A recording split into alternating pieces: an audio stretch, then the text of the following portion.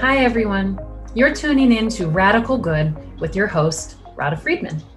In this video podcast, we're going to explore the question, what will it take to get more resources into the hands of women and girls, especially women and girls of color, women and girls who are queer, women and girls with disabilities, or all of the above? How can we be more intersectional and inclusive? I've spent 2 decades working on gender equality issues all over the world. And the universal truth that I've seen is that when you invest in women and girls, it creates a ripple effect of benefits that spread through her family, through her community, and ultimately through the world. We'll talk with powerhouse women and some male-bodied allies to hear inspiring stories and learn some practical ways that we can use the resources we have at our disposal to advance progress on equality by spending like it matters, giving like it matters, and investing like it matters, so we can really narrow the gender wealth gap. So Tracy, hello, thank you for joining today. I'm really excited to get the opportunity to talk with you. And you've had such a miraculous journey. I was thinking about how to introduce you, and there's so many accolades attached that I just thought I'd do some quick highlights. So for anybody who doesn't know you, Tracy Gray is the founder and managing partner of the 22 Fund, currently executive in residence at the Los Angeles Cleantech Incubator. And I think really importantly for the people who are tuning into this, Tracy, you gave a really amazing TED Talk on why it's time for women to be sexist with their investment capital. And the overwhelming response that you got from that led you to fund the We Are Enough campaign, which I want to talk with you more about later. And also you will be featured in Chronicle Books, 200 Women Who Will Change the Way That You See the World, which I think is amazing. And if that weren't enough, you're also a rocket scientist. So thank you so much for joining today. I think that this is going to be a really fun conversation because I get requests from so many different people who are really interested in finding ways to invest in women, but they're overwhelmed by the options, especially when it comes to impact investing. And so I thought you'd be a perfect person to really shed some light on some of that. So just to get started, tell us a little bit about your journey and how you got started in this work. Well, you know, as you said, I'm not a rocket scientist, but I'm adjacent to rocket scientists. So I started my profession on the space shuttle program. I worked for a company. I was a systems analyst and loved technology, but didn't like being in front of a computer, which back then that's what you did in technology. You're in front of a computer most of the time. Over time, I moved from that into the music industry and then got into venture capital in 1999 and just loved it. Just loved all aspects of it except for the inequality and inequities that I saw back then, meaning that I was the one who got all the business plans and decided who met with the partners. And so if you didn't get through me, you didn't get to the partners and to the decision makers. I was an investment professional, but I really didn't have the decision-making power. But I noticed that of all these, they told me we got 300 to 500 business plans a month that I read, most of them. And I never saw anyone but white men come in, just white men. And I would ask when I thought someone was of color. So there's one guy that was half Latino because I asked him.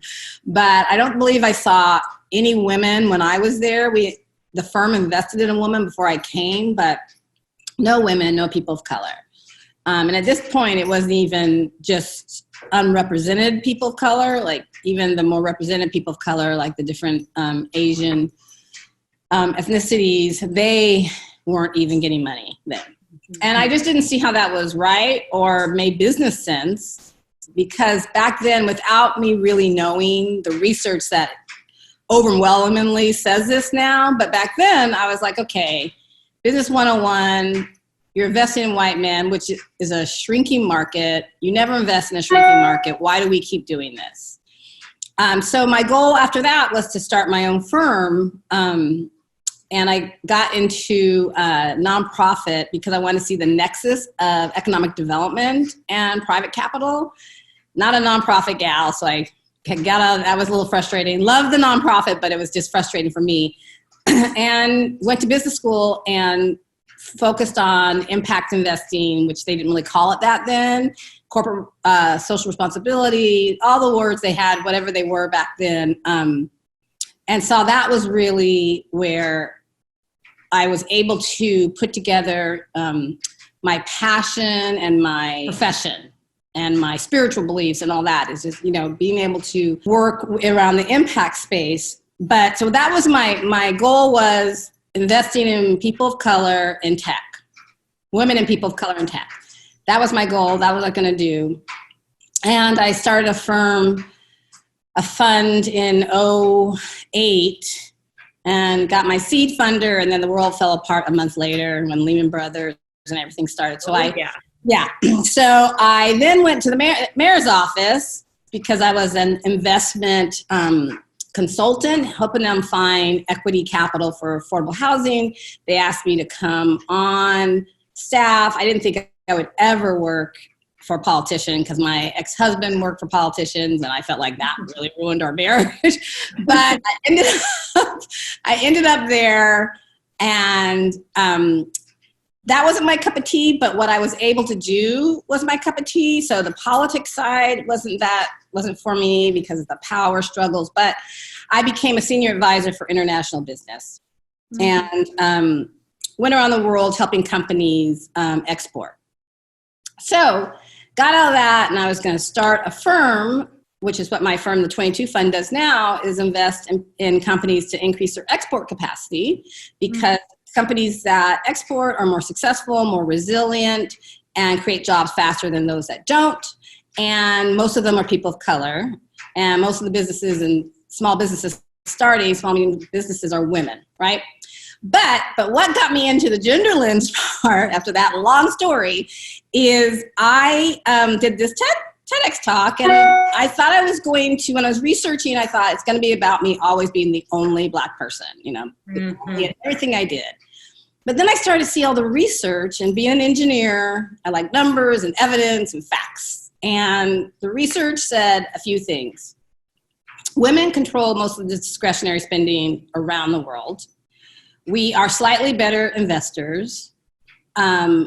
A majority, now people, this stat, it goes back and forth, but women, more of their money goes to the community and their families, men less so. I won't say the numbers, but then on the flip side, women don't invest. We will give away a lot of money, but we don't invest. We don't feel comfortable because we like to have all our I's crossed I's dotted, T's crossed, be perfect. And we never think we know enough about investing. And so we're not confident.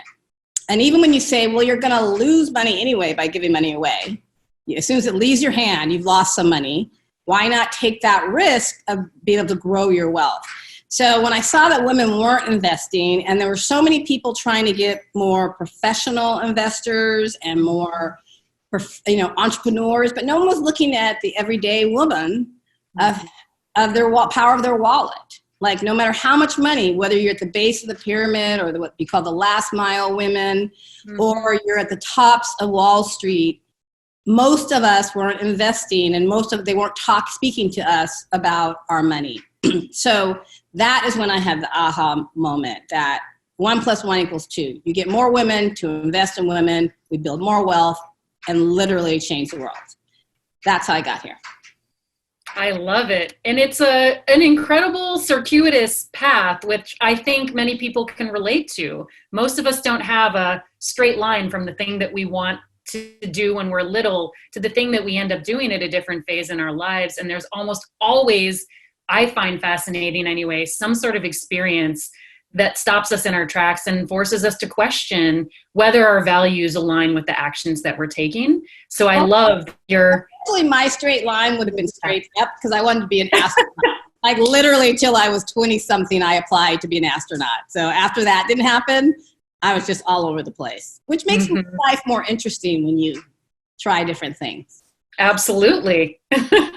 So what is it that you really love the most about what you're currently doing? You talked so much about these really important and powerful statistics about the fact that women do have multiple roles as caretakers, and their work is uncounted in so many ways, and they are responsible for so many decisions in the household, but they don't always feel comfortable investing because there's a tendency to feel like we need to have everything perfectly understood before we do it. And that perfectionism really gets in the way of investing. So what do you love most about this? Like, what excites you about this work?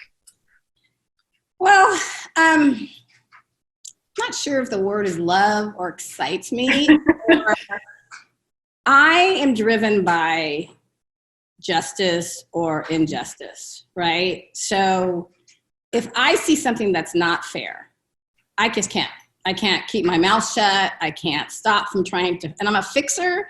So I try to fix it, right? And from a macro level and a micro level, I'm trying to change the system so it's fair. And so maybe that's my passion, is just fairness, because it just doesn't make sense. As an engineer, if something is illogical, it's like, I can't understand it. And it doesn't make sense when diversity drives higher returns that you wouldn't invest in women, especially women of color, when you get higher returns. So then if you're not doing that, then there's biases, right? Then it's not fair.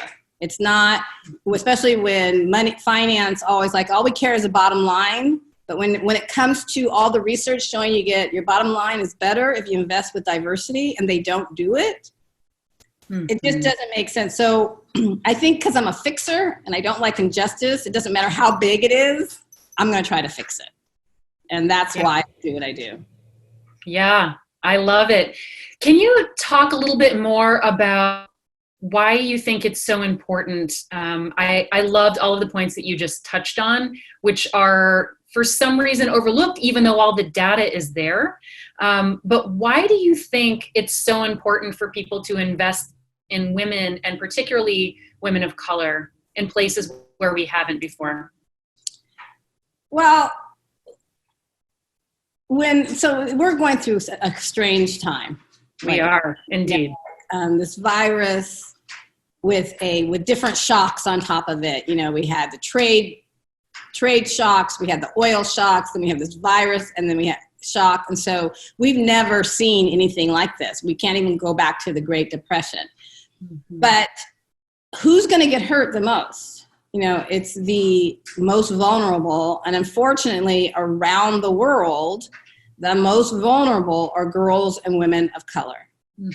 And what happens is, I don't know if the term is regression to the mean or regression to the norm or what happens, but when we have these challenges, the money power always goes back to what they're comfortable with, which is investing in each other, which happen to be white men or men, period. Yeah. So we know the impact women have on the world. You look at the SDGs, and the UN has said that what impacts those SDGs the most is growing women's wealth. So we must do that. And I'm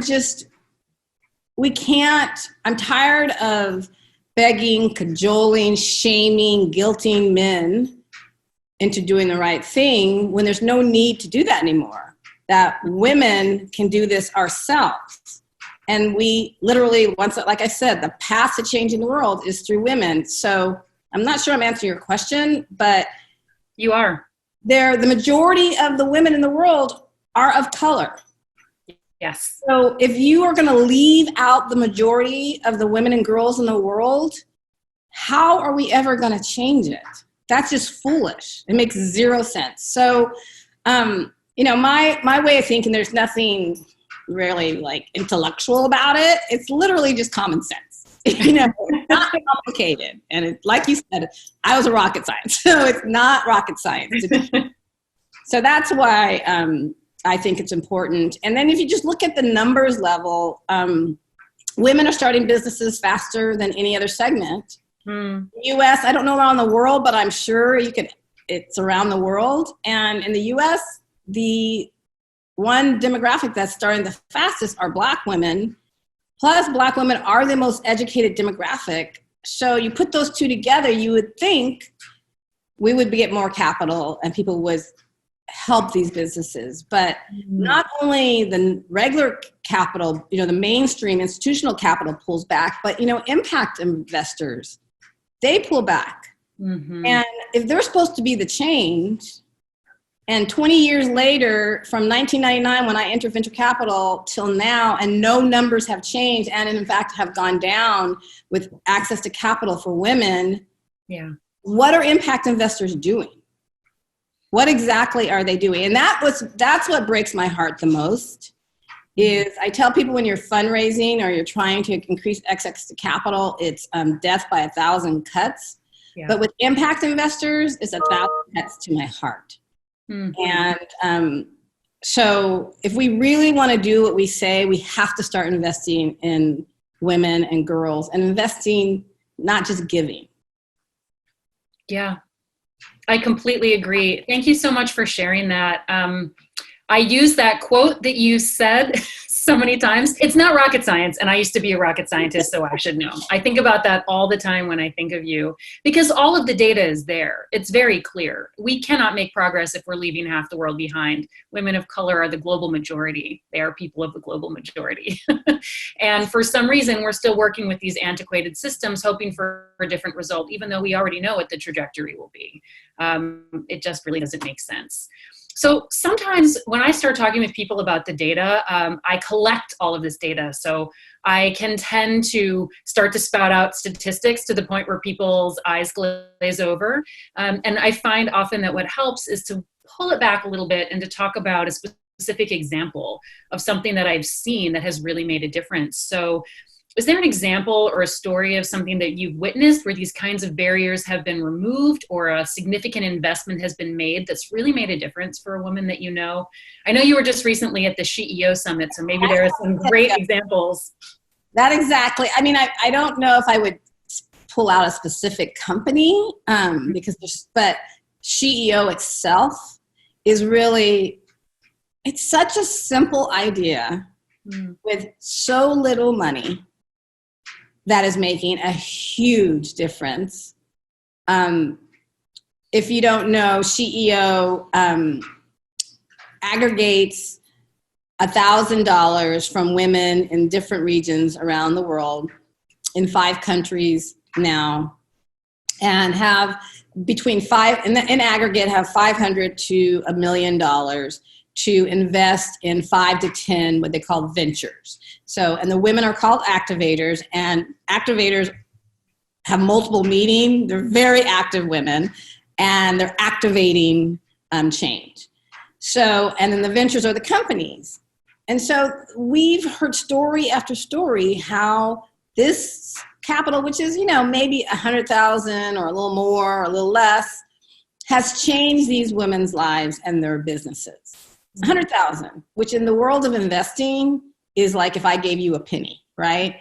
So, and they've all paid, these are 0 interest loans. They've all paid them back. So that now in Canada, it's a perpetual fund. If they didn't get any more activators, this money would go on for the rest of our lives, our children's lives, our children's children's lives. And then I think this year or 2021, the US becomes a perpetual fund. So Vicki Saunders has done what she said, and it was so simple. And she did it because she wanted to change the system that she was in that was effed up. And I have a really bad mouth, but but it's been, it's simple. And that's an example of how this isn't rocket science. This is like simply fair and aggregating women, empowering women. And CEO is the start, we call the starter drug for investing. Even though it is, because of the rules of regulations, SEC in different countries, it is a donation, but everything else is like an investment. And the due diligence process is different. That first made me uncomfortable because these women weren't looking at the numbers. They were going with a feeling. And I was like, what? But it actually works. It really works. So that is my greatest example. And then I see just at the LA Cleantech Incubator, and in LA and everywhere I go, when women finally get that capital, and it doesn't matter what amount it is, they do so much more with it than men. And that is not from a bias from me. This is proven. And I see it anecdotally, and I've seen it analysis and research that proves it. Amazing. I love it. So let's get into some things that people can do, because you've probably heard this even more than I have in many of the circles that you're in. I think that there's often a barrier for people to think about how to get started. And once you get over that first hurdle, it tends to get easier and easier. One of the simple resources that I've been giving to people, at least in the last year or so, has been to start with an account at Ellevest, because it's an easy way to enter in a relatively safe and small way. But there are a number of sites and a number of funds that are now available all over the world, where people can really start to dig in a little bit deeper. So if you were going to give some advice for listeners who are interested in starting to invest in women and girls and do some gender lens investing, what would be your places to start? Well, I don't like to do that because, one, I'm not a financial advisor, right? I'm not a personal money advisor. I invest in companies. If you saw my personal finances, I don't think you would take anything from me. But what I will say is my nonprofit, We Are Enough, is going to be launching a 3-year campaign to get 3 million women to do just that, right? And we're going to make it easy for women to find the places to put their money. And we say whether you have $25 or $25 million, have a piggy bank or own a bank, we're going to point you to the platforms, products, destinations like Ellevest or like the She Index or what have you, where you can go and invest, from Kiva to SheEO to Portfolio, different types of asset classes, products, and not just blindly point you, but give you enough education to make you feel comfortable around it, make women feel comfortable, because how we don't like to be uncomfortable, which is something we need to get comfortable with the uncomfortable, but that's a whole other philosophical. But so we're going to have all these products and services. So I don't want to, don't want to make a personal recommendation of anywhere, but we'll have places like Kiva for $25, or I think it's called New Day. It's called New Day, where you can do it for $0 or $1 from Nia Global. There's so many places that you can go that we'll have there for you. And not to be, but women have to not be afraid. Don't start with the scarcity model that we're so used to doing. Start with abundance and growth. And that's what we're going to try to do, and have this mindset shift in women, so that in 3 years, We Are Enough is out of business. I want to put that nonprofit out of business, where women are like, we don't need to hear from you anymore. We got this. We know how to move forward and change the world. So I would do that as one to promote We Are Enough.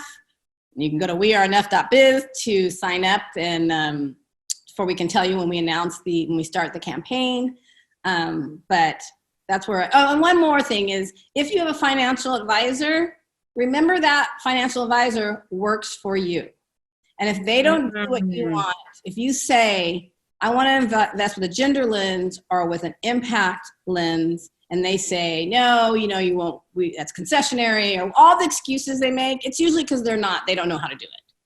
It's not because if they knew how to do it, they wouldn't say that. They know they can make the same amount of same returns or better if they did this. So fire them.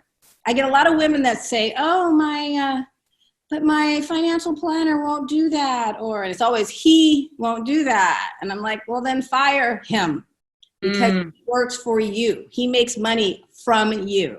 That would be my biggest, if you're not comfortable about investing in yourself and you have a planner or advisor, make sure they do what you want.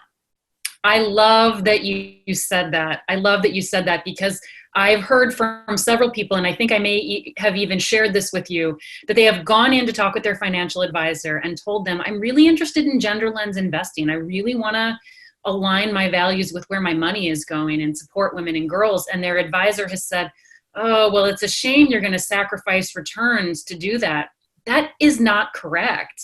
That means that person hasn't been doing their homework. There's so much data out there that shows that that is not true. I just read a report this week. The markets are crashing because of the coronavirus pandemic. And yet one of the bonds that's focused on women's livelihoods is up 3.8%.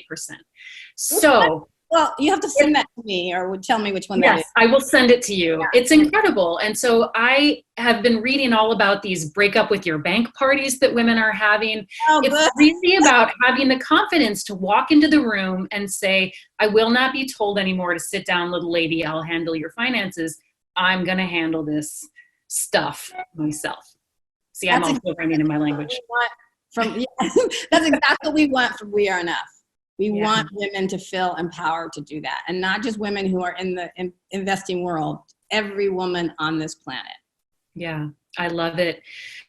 So in light of the unusual situation that we all find ourselves in the world right now with the COVID-19 pandemic and crazy markets, is there anything that you think that people should know about what to do right now? I know a lot of times people just panic. And again, you're not a financial advisor. This is just general advice.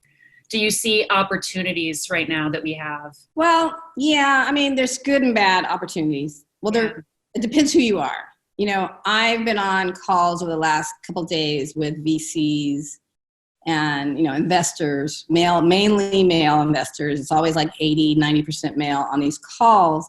And they are ready to become those corporate raiders, you know, and I don't know if that's the right word, but where they're looking for deals, right? And so they're either looking for your company to go as lean as possible, all these draconian measures, or they're going to take advantage of the situation and get into your company with much cheaper prices.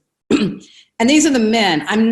So I was on a call and all these men were saying this, and there were 2 women investors on there. And they were talking about how they're going to help their companies keep their employees, how they're going to prepare for the growth that's going to come. The men, and I was writing this down because I didn't want to be biased myself. The men were talking about, you know, hold steady, cut as much as you can till we get back to normal. Where the women have noticed and are ready think about the future and how there's not going to be that normal again. The women are thinking about what different structures, systems that you as women can be prepared for that future instead of shrinking and being very draconian. And I found that so fascinating. And even at some of the startups that, you know, in these times you have to pivot. Right? Do something different, especially if you're in any kind of restaurant or retail or consumer products, which a lot of women are in consumer products. So when they start businesses, you know, or hair care and, you know, all those things that are typically women, but I've seen some of them pivot because they are the compassionate side of the equation and they want to help. So they're able to pivot their businesses to help in this time, to help, you know, in healthcare, to help in volunteerism. There's I'm just amazed at what the women are doing. And so what was your question?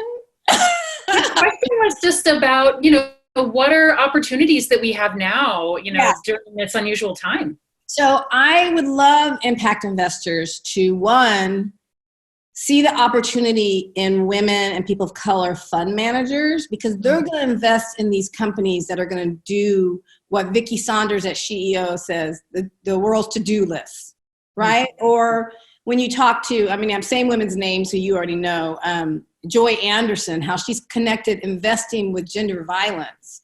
And Suzanne Beagle, who is connecting gender to climate change, and Kristen Hull, you know, I can name all these women. And these women of color who, Sharona McPherson, who's on the ground in Cape Town doing her work. And there's so many that I can name, but they're looking forward. They know these old ways are not going to come back. These guys are like holding on to their last vestige of this power. And women, no, this is going into a different time, a feminine approach to things, a caring and compassionate approach to things. And we're going to use the markets to do just that. I love it. I love it. Thank you so much for that. My last question is really about, it's a two-part question. It's who inspires you? And you just listed a lot of names, so maybe there's some of those people that are in the mix, but who inspires you when you're doing this kind of work? And the second part of that is, who else is an amazing, badass woman who's working in the sphere that you think that we should interview for this video podcast? So, God, who inspires me? I mean, one, my mom, because she's lived till she's 88, and she just doesn't seem to be bothered by a lot of stuff. Like, I don't think she's not afraid of dying. I mean, there's so many things that she allowed me to be who I am. And I am, you don't appreciate it until you're older. So my mom, and then, there's historical figures like Buddha, and then the women from Hidden Figures, all those who, I had to stand on their shoulders to be where I am. So and then just my friends. Like at this time, when you don't have access to hug and touch people. Now for me, I'm an extroverted introvert. So this is like, oh, this is heaven, not having to talk to people or see them. But it's just the compassion of just regular everyday people and the things people are doing and not starting with fear and going out there and helping people. It's just this. The question you're asking me now would be answered differently just a week ago, right? Yeah. So, yeah, the nurses, they're mostly women, right? And nurses are the ones who are closest to these patients. The doctors come in, fix something, and leave. And who is comforting them? The nurses. So, I'm thinking things differently. But those are I get inspired every day by the stories that are out there. And then is there somebody else that you think that we should bring on to interview to hear more? Yes. And I'm going to look on my phone because I want to make sure I pronounce her name correctly. Her name is, do you know Tukia? I don't know her. Okay, I got to make sure I get her name right, last name right. But she was the highest woman at the Zambian central bank, and she recently left it. But I don't know how she did it. She's like this quiet, you feel like you're talking to an ancestor from back in the days, but she quietly infused gender in everything within that central bank. Wow. And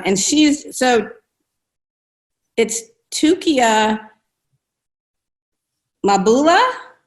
Okay. Well, I can tell you offline and to waste your podcast with me spelling someone's name. So she is one of them. And then Kashama Fernandez, I think her name is. She's out of India, and she has run this microfinance bank for women for a long time. And she's gotten huge investments and has been making a huge difference in India. And there's so many women that no one knows about because we quietly do what we do. I mean, I'm out there loud and proud, right? But there's so many, and I'm loud and proud because there's so many women like them who are just working in the trenches, working really hard and getting no credit. And if they were men, if they were dudes, they would be getting be on the cover of something. But so I will give you that information. That sounds fantastic. And I love it because I don't know either of these women. So I love asking this question because I always find out about people that I don't know about who I, of course, want to geek out on now and find out more about. I started my career in microfinance in India, so this is right up my alley. Yeah. Very exciting. So these women are from, a group of us got together in Dubai last May. Women in around Genderland space from around the world got together. Suzanne Beagle was there.